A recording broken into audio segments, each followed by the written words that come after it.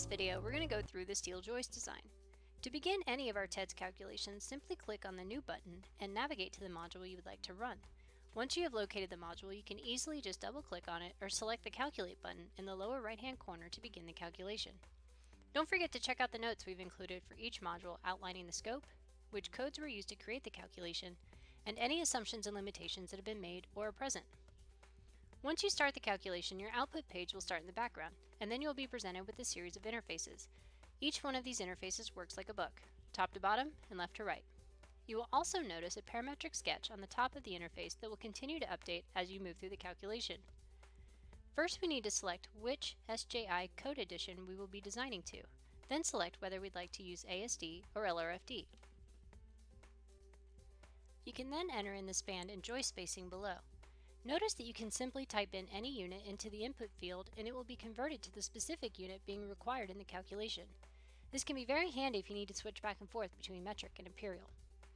Next, we will add in our unfactored floor and roof pressures. Here we will assume the joist is supporting an office floor with 20 psf of dead load and 60 psf of live load. You can choose your load combinations by simply selecting the appropriate design code. You can also choose to reduce your live load, but for this example, we will leave it at 1.0 and select all of the load combinations. Due to the span length, we have the option to use either the K-series or LH series joist. I'm going to try the 16K5 and want it to be checked for both live load deflection as well as total load deflection. You can see the results listed below, and it looks like I have a pretty efficient section with a 90% utilization ratio. Notice the notes below the results outlining some additional parameters that need to be met with the design. Lastly, you need to select your output options. Here you have the option to select a full output or a summary of this calculation. Depending on your region and who ultimately will be reviewing these calculations, this may vary.